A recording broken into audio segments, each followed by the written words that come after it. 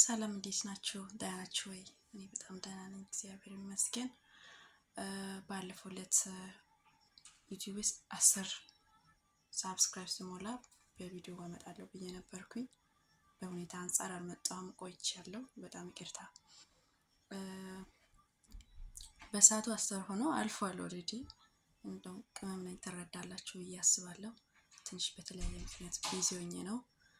እኔ ዩቲዩብ የከፈቱበት ዋናው ምክንያት ምን አይነት ኮንተንት ለማስራት ነው የከፈትሽው ምናምን የምትሉት ማለት ነው። ማለት በዩቲዩብ ላይ ያሉ ሰዎች በብዛት ጓደኞ ናቸው፣ የሚያውቁ ልጆች ናቸው።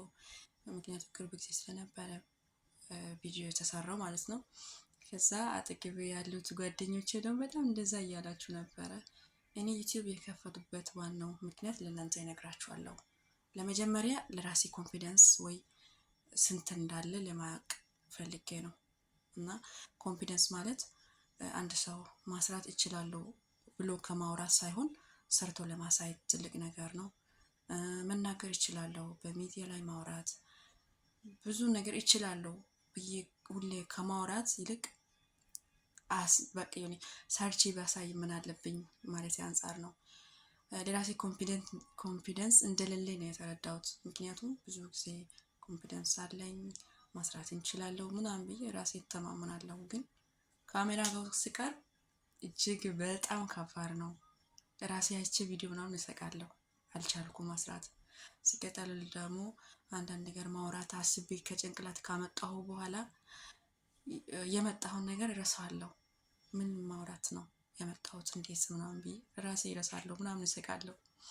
እና እንግዲህ ያው በብዛት ዩቲዩብ የምሰራው ሰዎች ታውቃላችሁ፣ ንግግር በጣም አቀምሮ አስተካክሎ በቃ ጣፋጭ አድርጎ በቃ ምናምን ያወራሉ። ምክንያቱም ስለለመዱ ማለት ነው። በብዙ በሶሻል ሚዲያ የሚያወሩ ሰዎች ጥንቃቄ ያስፈልጋቸዋል። በጥንቃቄ በስነ ስርዓት አውርቶ አስተካክሎ ነው ለሰዎች ህዝብ ትምህርት ሊሆን ይችላል ብሎ እኛ የሚቀርቡ ሰዎች ማለት ነው። እንደዛ አድርጎ ነው የሚቀርቡት። እንግዲህ እጅግ በጣም ብዙ ቻሌንጅ እንዳለ ነው የተረዳሁት ለራሴ አንጻር ማለት ነው። እንዴት ላስረዳችሁ? እስከምን ለምዳችሁ ድረስ ብዙ ነገር ከባድ ነው። እንግዲህ እኔ እንደዚህ ያህል ከባድ መስሎ አይታይ ነበረ። በጣም ትንሽ ነገር መስሎኝ ታውቃላችሁ። በብዛት አሁን ኮሜንት በጣም አነባለሁ ምናምን። ፕላትፎርም ውስጥ የምወደው አንዴ ፌስቡክ፣ ሲቀጥል ደግሞ ዩቲዩብ ነበረ። እነሱ ደግሞ እጅግ በጣም ሰው የሰራው ቪዲዮ እያንዳንዱ ሚስቴክ አይቼ ምናምን ኮሜንት እጽፋለሁ፣ ግን ሰው ሳድቤ አላውቅም። ስድብ የሚባል ነገር ሰው አልሰድም ነበረ። ሰው ስድብም ቢሆን ምንም ቢሆን በቃ ይስቃለሁ። ከዛ ላካ እነሱ ብዙ ቻሌንጅ አለ።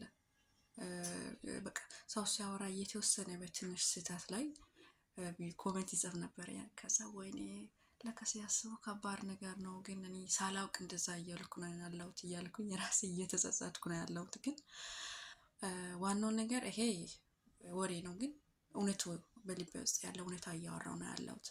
አሁንም ኮንፊደንስ ስለሚያስፈልገኝ ኮንፊደንስን ለማየት በቃ ማስራት እችላለሁ ወይ አልችልም ብዬ ራሴ ማሰብ ምናምን ፈልጌ ነው ዩቲዩብ ከፈትኩኝ።